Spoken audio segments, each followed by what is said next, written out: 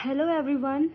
So today's topic is ARDS, which is known as acute respiratory distress syndrome, or we also call non cardiogenic pulmonary edema.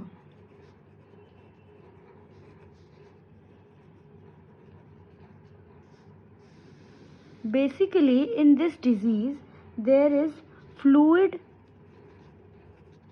in the alveoli and interstitium.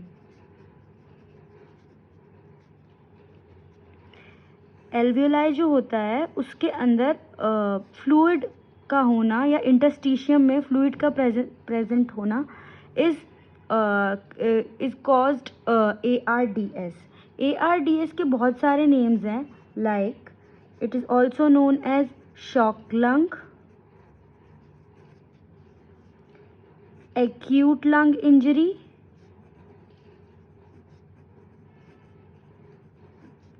alveolar injury,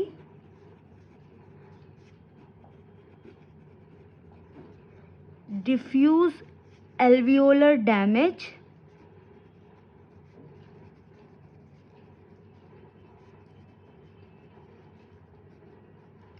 ये वाला name आपका NEET PG में भी पूछा गया है कि diffuse alveolar damage किस में होता है, तो हमें बताना था एक्यूट रेस्पिरेटरी डिस्ट्रेस सिंड्रोम में. और we call blast lung also. Okay, actually pulmonary oedema is of two type, that is cardiogenic and non-cardiogenic. Now we are studying in respiratory system, so we call it as non-cardiogenic system, that is ARDS. Okay, actually it is an acute, diffuse and inflammatory form of lung injury. Now what is the pathophysiology of ARDS? Okay, pathophysiology of ARDS. सबसे पहले क्या होता है कि जो हमारी alveoli होती है उसकी जो एपिथीलियम होती है, ये एपिथीलियम होती है, ये डैमेज होने लगती है, इंजरी हो जाती है यहाँ पे कहीं. तो एल्वियोलर एपिथेलियल इंजरी. उसके बाद इन्फ्लेमेटरी जो आपके वो होते हैं, लाइक IL-1 रिलीज होता है, TNF अल्फा रिलीज होता है और IL-6 रिलीज होता है.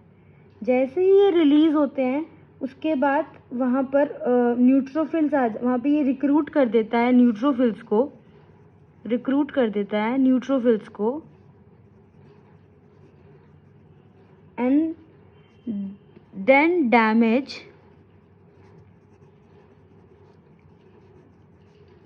Epithelium, capillary endothelium.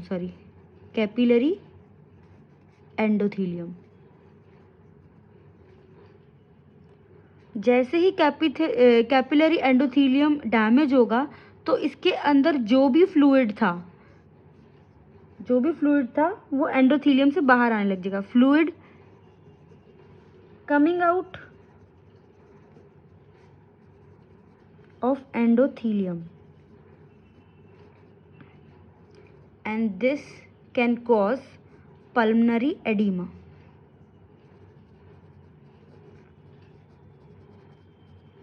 Okay, and it will create ARDS.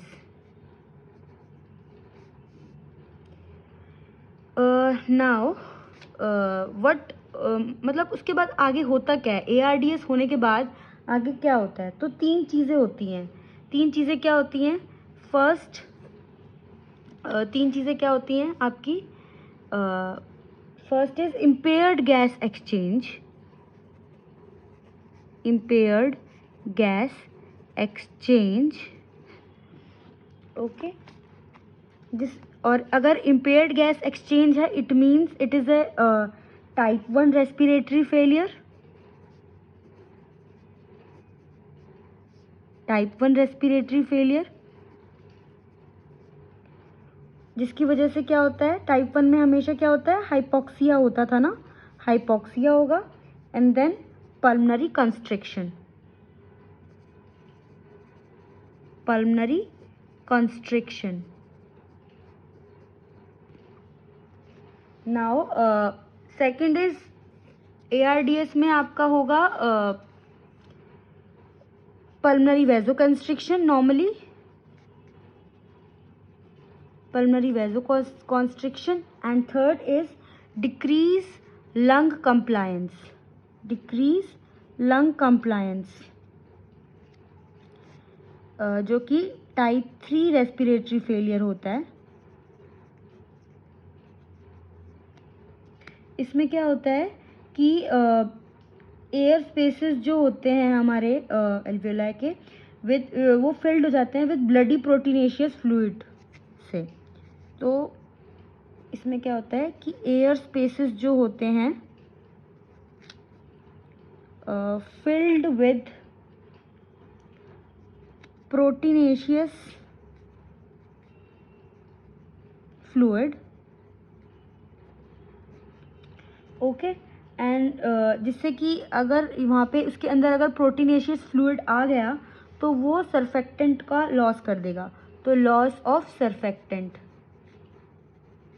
और सर्फेक्टेंट लॉस हो गया तो लंग हो जाएगा हमारा कोलैप्स, जिसकी वजह से लंग का जो कंप्लायंस है वो डिक्रीज हो जाएगा।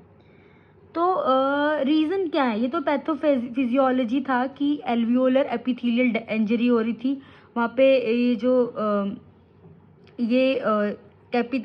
कैपिलरी एंडोथीलियम को डैमेज करा रहे थे, जिसकी वजह से फ्लूइड निकल रहा था एंडोथीलियम से और वो क्रिएट कर रहा था पल्मनरी एडिमा।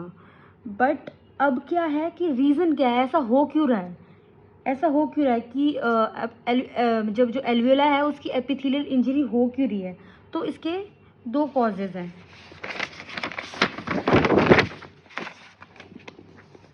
इसके कॉजेज़ बताती हूँ मैं आपको। कॉजेज़ हैं इसके दो, एक होता है डायरेक्ट, एक होता है indirect. Direct lung injury and indirect lung injury. Direct lung injury में हमारे नॉर्मल एक्यूट लंग इन्फेक्शन आते हैं, एक्यूट लंग इन्फेक्शन आ जाते हैं। इन केस ऑफ ड्राउनिंग में हमारा जो एपिथेलियम है वो डैमेज होने लगता है, और कोई भी हमने केमिकली इनहेल किया है कोई चीज़, chemical inhalation, okay. And what are the indirect causes of lung injury, तो इसके अंदर सबसे ये हमारा नीट में भी क्वेश्चन पूछा जाता है, what is the most common cause of indirect lung injury in the ARDS, what are the main cause, तो इसका आता है हमारा सेप्सिस। सेप्सिस जो होता है ये मेनली ड्यू टू न्यूमोनिया हो, उसकी वजह से हमारा एपिथेलियल डैमेज भी हो जाता है। पैनक्रियाटाइटिस हो, एक्यूट पैनक्रियाटाइटिस हो, मैसिव ब्लड ट्रांसफ्यूशन हो,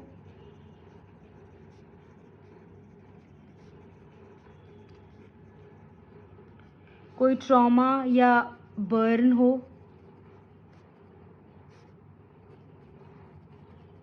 ओके। सो नाउ ये हमारे कॉजेज पता चल गए कि डायरेक्ट लंग इंजरी होती है, इनडायरेक्ट। अब इसके क्लिनिकल फीचर क्या हैं?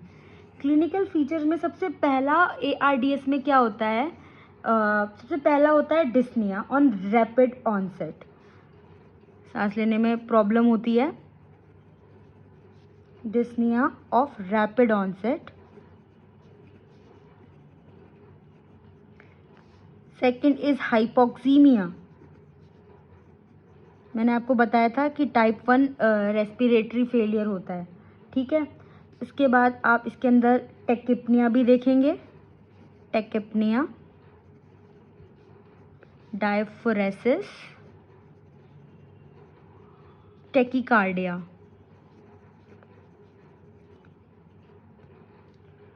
और एक्सरे पे हम मेनली इन्फिल्ट्रेट्स देखेंगे.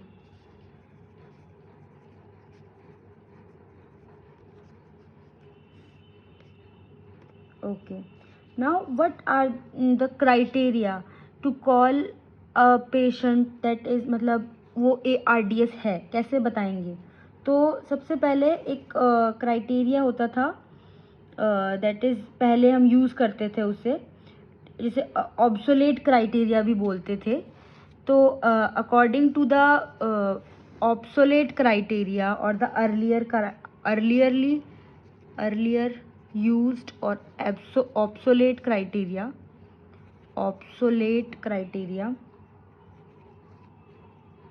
हम कैसे बताते थे कि सबसे पहला acute onset like less than 1 week. Second is bilateral interstitial and alveolar infiltrates.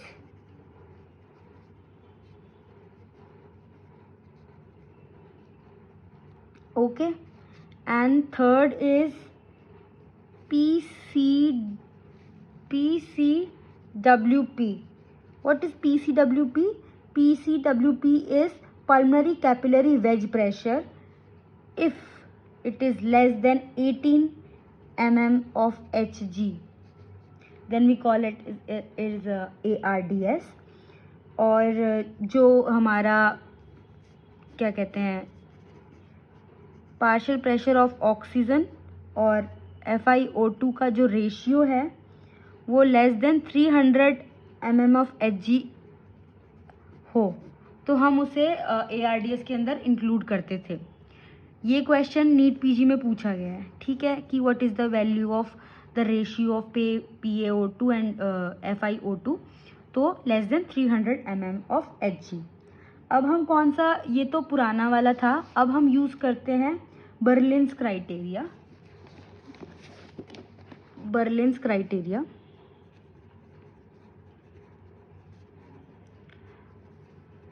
Berlin criteria में होता है सबसे पहले वही सेम चीज़, acute onset less than 1 week, bilateral interstitial और एल्वियोलर इन्फिल्ट्रेट्स, वही सेम चीज़ जो पुराने वाले में यूज़ कर रहे थे. PCWP less than 18 mm of Hg, लेकिन इसमें हम एक्सक्लूड कर देते हैं cardiac cause.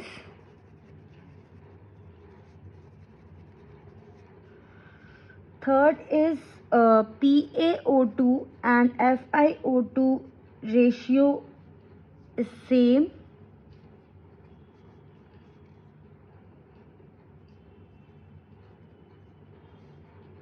Acute lung injury, remove this term. Now with PEEP of more than 5 centimeter of water, इसमें ये इंक्लूड किया है बर्लिन क्राइटेरिया में. ओके, तो बर्लिन में ये एक अलग चीज़ है, बाकी सारी चीज़ें सेम है. अब हमें क्या साइंस होते हैं ARDS में, जिससे हम पता लगा सकें that is it is ARDS. तो एक हमें सबसे इम्पॉर्टेंट बैट विंग अपीयरेंस देखने को मिलती है. Bat wing appearance and interlobular septal thickening भी देखने को मिलती है. ये बहुत क्वेश्चन पूछा जाता है कि हमें एक्सरे में क्या देखने को मिलता है. तो इंटरलोब्यूलर सेप्टल थिकनिंग। ओके, और इन इंटरलोब्यूलर सेप्टल थिकनिंग को हम कर्ली बी लाइंस भी बोलते हैं। Curly B lines, curly B lines बहुत ही कॉमन क्वेश्चन है, ये बहुत पूछा जाता है कि कर्ली बी लाइंस हमें किस में देखने को मिलता है, तो हमें उसका आंसर करना होगा ARDS। नाउ अब हमें पता लगाना है कि ये कार्डियोजेनिक है या नॉन कार्डियोजेनिक है। तो कार्डियोजेनिक का पता लगाने के लिए, कार्डियोजेनिक पल्मोनरी एडिमा का पता लगाने के लिए हमें 3 चीज़ों पे ध्यान देना पड़ेगा, नहीं 4 चीज़ों पे ध्यान देना पड़ेगा। फर्स्ट इज S3 S4 पे, सेकेंड इज JVP एलिवेशन पे, third is curly B lines पे, फोर्थ इज BNP पे। इसके इन फैक्टर्स के अकॉर्डिंग हम डिफरेंशिएट कर पाएंगे कार्डियोजेनिक पल्मोनरी एडिमा को। And what are the complications of this ARDS? Complication क्या क्या है? कॉम्प्लिकेशन है कि वेंटिलेटर इंड्यूस्ड लंग इंजरी करवा देता है ये,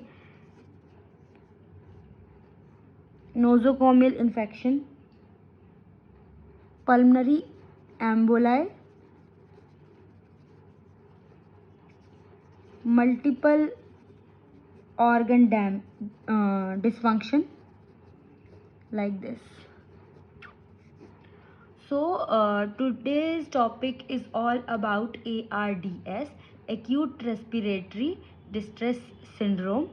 अगर आपको मेरा टॉपिक अच्छे से समझ आया है तो please like and subscribe my channel.